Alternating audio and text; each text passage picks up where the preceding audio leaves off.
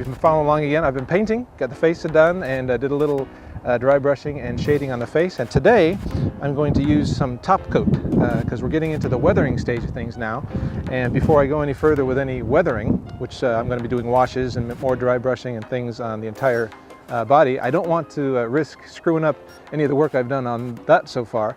So I'm going to put a clear top coat. And this is a water-based, Suisse water-based spray from Mr. Hobby, Gunze Sangyo. Unfortunately, we can't sell these overseas anymore because these things explode, take down jumbo jets and all that kind of stuff. So sorry folks, can't ship them overseas anymore.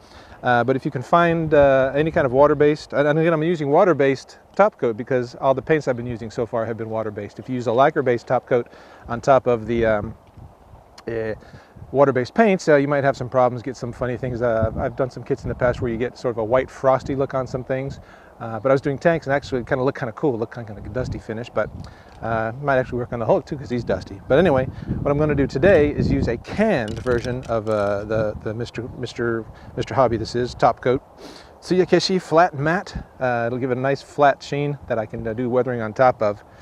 Usually I'd use an airbrush for that, but since I'm doing this as more of a protective coat to do some weathering on top of, this is a heavier spray, heavier coating than I would usually do with my airbrush, and that's all I'm looking for right now. I just want to get a good, nice covering, and also I found that with an airbrush, it usually turns out to be a lot flatter.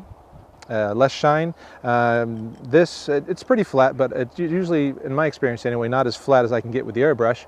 But since the point is just to give it an overall clear protective covering right now, do weathering on top of that, and then when I'm done, I'll go back with the airbrush as the final thing and do a nice, really flat look on top of that. It's not paint per se, I guess it is. But a clear coat thing. But anyway, what I'm going to show you today is how I paint things with a rattle can. As you can hear, it's rattling. It's got the little ball inside there to mix it up. We've seen Scott doing his boss builds, and he painted his LFA with the gloss black there, so you saw how he does it. I think you've seen Ryan and Sid maybe use some can stuff on some of the Gundam kits and other kits that they've been doing. So everybody has a little different approach to it, and I'm going to show you what I do. So the first thing you need to do is shake it like crazy. You got to shake, shake, shake and rattle. And kind of get this motion, kind of, cocktail thing going on there. Tom Cruise, if I had a couple, I could throw them around, but, don't want to risk screwing that up. Recommended is about a minute of this. So I guess I could talk if it's not going to be too loud. How's that? No? So just shake it up and down, wiggle, wiggle, agitate, agitate. You get that little agitator ball. I think that's the actual proper term for these things, the agitator ball. Is that better sound-wise? Put it behind me. The agitator ball, you want it to mix up because there's the propellant in there, and then there's the actual paint, or in this case, the clear coat itself. So you want that to be completely mixed, Now, a lot of people who are looking for the best possible finish possible, particularly for cars or anything you want shiny and nice like that, they would even heat up the can because apparently the paint will flow better, will stick better when the temperature's up a little bit. Now today's a very nice sunny day here in Sano. I don't know what the temperature is, but it's quite comfortable in this shirt. So I'm not too concerned about getting the flattest, smoothest coat possible. But the way that people heat them up, don't put it in the microwave. You don't want to put this in a microwave. A lot of people take like a warm pan of water and just stick it in the pan of water and heat it up for a while. And again, supposedly that helps the flow of the paint, increases the pressure of the propellant maybe, because it heats up, it gets a little more pressure in there. But again, with this, I'm not going for any super smooth perfection kind of coat. I just want to put down a clear coat on top of the work I've already done because I don't want to risk screwing that up too much with the weathering I'm going to do. So I've been shaking up my paint, my clear coat here, and just some quick lowdown on what's going on here. I've got my soft brush, so before I get ready to paint, I was making sure there's no dust on here, cleaning all that stuff up, and I rigged up just a little quick paint stand here. Just this is a box we had. It was in the to be thrown away section out in the warehouse, so I grabbed that. Just slammed my little poles on here to hold while I'm painting, and this is just a little paint stand. Because if you're painting these things, you don't want to just flop them back down on the table when the paint's still wet, and conversely you don't want to stand around for 30 or 40 minutes holding it while the paint dries. So yeah, just it's quick and dirty stand. When I paint them, you can pull them out and just shove them right back in there, and we'll be good to go. And again, brush to clean up the dust, and I've been shaking this guy for about a minute or longer than a minute now, so we should be pretty good to go, although I always like to give it that little extra, just a little extra shake there, make sure everything's mixed up and ready to go. And another thing you can do to just test it. Give it that first little spritz away from the kit. So seems pretty healthy. So yeah, I don't think we'll have any problems with this. Now, some other tricks that I like to use are, well, first of all, where did it go? Have I lost my mask? No, I've got my mask here. This isn't really like an officially sanctioned painting mask. This is just your standard allergy, I've got a cold mask, but you know, just for the kids at home, to show safety is important when painting, even with water-based paints. I'm going to slap this on. Hopefully you can still understand me when I put this on here, because of course, you know, once Gotham is in flames, you have my permission to die. Reference? Okay, you got it? Okay, good. And I'm going to move on, and I'm going to show you how to paint this stuff. Now, I've talked about this before, but even though it's clear, I still don't want to get flat clear on my watch and hand and all that stuff. So, plastic shopping bag is perfect there. Now, let's just go ahead and start with the main body. Pull them out here. Try not to knock over your stand when you're pulling these things out. So I'm good to go. And as you've seen, I put the, as I've used before, I got the little toilet, or this is some kind of roll thing that I just stuck in there and taped on there. And I'll probably move away from here just so I don't get any unhappy overspray on there. And I'm going to paint. Now, a key to, again, this is a clear coat, so you won't be able to see any huge differences when I paint it on there, but a key to any kind of can spray painting is where you start and finish your painting stroke. Because you don't want to get, just like I've talked about with airbrush before, you don't want to stop anywhere on the model. You're going to get possible getting pooled paints, runs, things like that, which is true even with a clear coat like this. So a key to painting any of these things is, you know, start spraying off the model, move across, and then finish. You don't have to let up. I mean, you can go back and forth like that, but don't ever stop on the model, because you're just inviting heartbreak and despair by getting the paint all on there. So again, a good test there. And I'm just going to go ahead. This is the moment of truth. There's no turning back from painting once you start this. And I'm going to show you my technique. This is how Brian at Boss Builds uses a rattle-can spray paint. So let's see here. So first I just go over, you know, the standard angles. And you see I'm doing maybe 10. Oh, we just got a fly. A little bug just landed. And I just blew him right off. So good. So when you're outside, bugs can also be a problem. He landed right on there, almost got stuck on there permanently. So I'm just going back and forth. Now I see I got a little white speck on there. I don't know what that is. I think that was actually on there before, but you know, when I'm going to weather the crap at him, that'll come out. So I'm not going to worry about that. I'm just going to continue on, getting his hair, trying to get him from all the different angles there. Now I see a little sheen of paint on there, or clear coat, so I know, even though this is clear, I can see. Now we got a little string here. This is a strange phenomenon that sometimes forms with just dust and stuff, I guess. And I'm not too worried about that. But yeah, there's these weird little stringy things that I'm not sure where are coming from, but sometimes you get that with these things, but I think that'll come out again. If I was doing a car, I might be panicking a little bit more, but since I'm doing the rough and tumble Hulk, I'm not too worried. And I can probably brush those off later. Or we can give it a second, and I'll get my little brush here again. Now I haven't gone heavy on this at all, so it's probably safe to do this. But I can just go shoop. Okay, that's gone. And there was a little one here. Shoop. That's gone too. A little thingy there. Yeah, so those little anomalies have been removed. Now I think that's actually was there before. This thing gets handled roughly quite a bit. When you're doing models at home, you know, keep them safe and stable and steady, and you won't have those problems. Okay, now at this stage of the game, that was pretty safe to do. I wouldn't recommend trying to brush stuff off as soon as you paint it, but I hadn't put much on there, so that was okay. So I got those things off.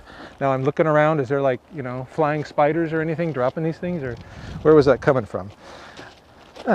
Which is also another reason to paint indoors if you can, although with a spray can, it's harder to get all the fumes out, even if you have a good spray booth. But that's why it's good to do this outside. But anyway, okay, so I've given it kind of one thing. I'm just going to go around again. Get more. Now I want to focus a little on the face, so I'm going to try to do some little ziggy zags in like this, where I can get a little coating on his face without, you know, again, as I keep saying, don't want to stop anywhere on the model, because it's going to get it could pool up, or like this, you know. I want to get into his shoulder creases there. Again, you can see a bit of a sheen on there where the clear coat is landing. So there. Again, you notice I'm starting and stopping on and off. I noticed actually when I was talking about it, you could kind of leave it on, but I noticed that I actually stop when I'm off it. I guess you could save a little paint that way. So yeah, just making sure I get good coverage. Okay, got a little bit of a sheen on there. Not a Charlie. It's just a good paint sheen. Are you with me with these jokes, people? You know, you can type the word groan in on the comments and I'll know exactly what you're talking about. So, yeah, okay. Got a little bit of a sheen. So I'm going to say, make sure, see if I can get in. Now, one thing you got to be aware of when you're trying to get in there, the little things of that is, of course, you're going to hit everything else. So you don't want to overpower the other places. So, and that's where an airbrush comes in handy. So, okay, I think I'm good with this one. Now let me go stick him back in here and I'll move on to the all-important trousers. So now moving on to the trousers. So the flat coat will really help knock down some of the differences in the sheen I had here because I did some dry brushing and things like that on here. So actually let me move this way again because I don't want to get overspray on there. So again, with the aforementioned technique, wax on, wax off, that kind of thing. You know, never stopping on the model, the subject.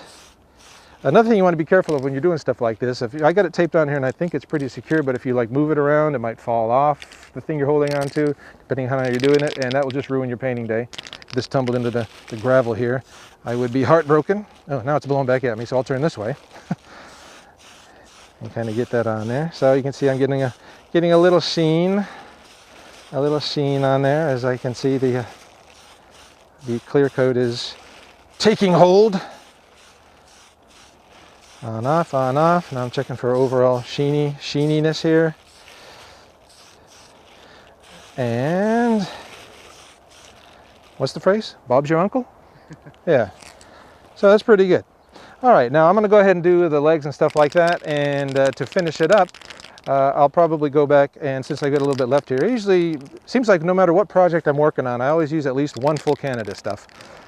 Just to get on there. Maybe that's too much, I don't know, but you know, I like to have a good solid, missed a spot, a little solid thing like that there. So I'm going to move on to the legs and then probably go back and do another round of final coats on these things.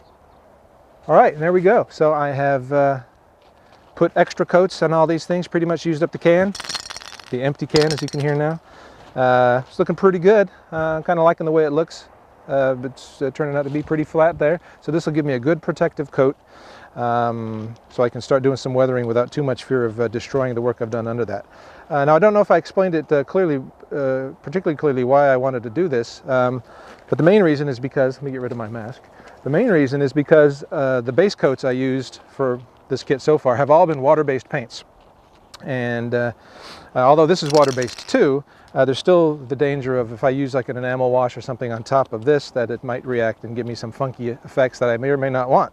Now, had I painted this kit to begin with enamel paints or even lacquers, I wouldn't have bothered with this step at all, because those paints are tougher than the water-based paints, and I could put, you know, water-based washes or whatever all day long, scrubbing away with you know, scrubbing bubbles, Mr. Bubble type stuff, and not worry about damaging the paint underneath. But since this is, everything I'm using is water-based so far, the aqueous Suisse stuff, I don't want to take the chance of doing that. So I just thought I'd coat it up, and it's actually looking pretty cool. I like the, you know, it's getting to that stage in the build where it's like, man, this looks pretty good. Do I want to do any more on this? And as one person commented, the artist needs to know when to put down the brush.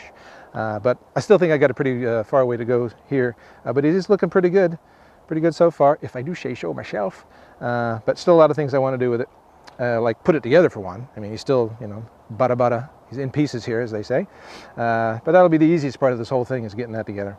But still, want to do, as you can see here, this is an interesting contrast. There's the original color, the bottom of his foot, semi-original, still got some overspray on it, but that's a remnant of the original bright lime green, and there's what we got there. So as I boasted last time, with hubris boiling over, I think the green I've got here is a pretty darn good match for the on-screen version of the Hulk we saw in the Avengers, much more so than even the pre-painted Dragon kit. So I think I'm rocking pretty good with this. More comments about painting. So I pretty much used up this can. It's got a little life left in it, but at this point it gets a little spurpy and spurty and you end up with little blobs of paint on there. But if you've got a pretty good bit amount left and you want to keep using the thing to do is, if you can see all this, is turn the can upside down and just spray until you get just like the propellant, which is not coming. This used to work with the old tester cans. Maybe it doesn't work with these Gunze ones. But generally, you know, turn it upside down until the stuff stops coming out, which is not going to do here. Okay, maybe that doesn't work with these Gunze cans, but usually you turn it upside down and spray until the paint stops coming out. Well, actually, maybe with a colored paint, you would actually see that. But usually you just get the gas coming out there, and that means, you know, you've got a pretty clear nozzle. So the next time you go to use it, you start spraying, you don't get those blobs. So that's another thing. Even with brand new cans of paint, as I've been saying all along, never start the spray facing the model, because that can lead to heartbreak when you get those big blobs. But that's particularly true if you're using a can of paint that you've already been painting out of, because you get a little bit on the nozzle there. So the chances are really high that if you just go right on the model, you're going to get a big blob of paint splopped right on there, and we don't want that, because then you got to start all over again. So yeah, can spray paints. Again, sorry we can't sell these overseas because of the the aircraft destroying properties that these things have. But you can still, wherever you are in the world, local hardware stores or whatever, hobby shops, they're everywhere. You can usually find some reasonable facsimile. Even art stores have clear varnish, matte coats, coating things like that, and a variety of different spray paints that you can use. So hopefully, even though we can't sell this to you directly, although we'd love to, hopefully some of this information will come in handy when you're painting your own. And again, that was my technique of how to spray paint things. You read on the internet and other sites and in magazines all my life about modeling, and it seems like that's the most recommended way. Your results may vary, but this is how I like to do it, and I think I've gotten pretty good results from it. So just to wrap up today's episode, you've seen we've clear coated the Hulk. So what's next? Well, as I've been saying, I'm going to get to the weathering now. So I think the next thing I'm going to do is try an overall wash. I might even start with a darker green, the same basic body color, just do a darker green to catch some of the highlights, or the lowlights actually in this case, the crevices and whatever, as we keep talking about his muscles and all, just to give a slight more feeling of depth to the skin and all that. And hopefully that'll bring that out. And then after that, I'll just do some dirty, grimy washes, because I'm going to go back and look through the Blu-ray of the movie and see, at what stages in the movie, how filthy is he. I know he gets pretty grungy in the final battle scene there, because he's being covered with concrete slabs and he's going through buildings. So you get a little dirty when you do that. I know, because whenever I do that, I get pretty filthy. So I'm going to look at that, check out, see what kind of scratches, what kind of marks on there. And this is applicable to any kind of modeling you're doing. If you're doing tanks or whatever, look at all the references that you can to see how the dirt accumulates, how scratches appear on the sides of tanks or whatever, on Hulk's forearms as he's smashing everything in sight. He doesn't get scratched, of course, because he's impervious, but a big steel girder goes across the arm, probably leaves some of the steel girder on his arm. So that's the kind of thing you got to think about and look at it. How dirt and dust and water and mud collects in crevices and all that. Those are all important things to look at when you're trying to do a realistic job of weathering. So that's what I'm going to look at. Check the references, start with some washes, end up with maybe some light dry brushing. Of course, a difficult thing with dry brushing on big flat surfaces, like across the surfaces of his muscles, is you don't want to have obvious brush strokes, because then you go, hey, somebody dry brushed this thing. You don't want that. So I'll be looking at different things. Worked on the hair, because it's quite knobbly, and you can get in there and not show brush strokes. But I'm going to explore some different things. Same with the pants. And then when all that's done, I'm going to glue them together. Maybe do some final bits of weathering with the airbrush, getting some dust effects on there and all like that.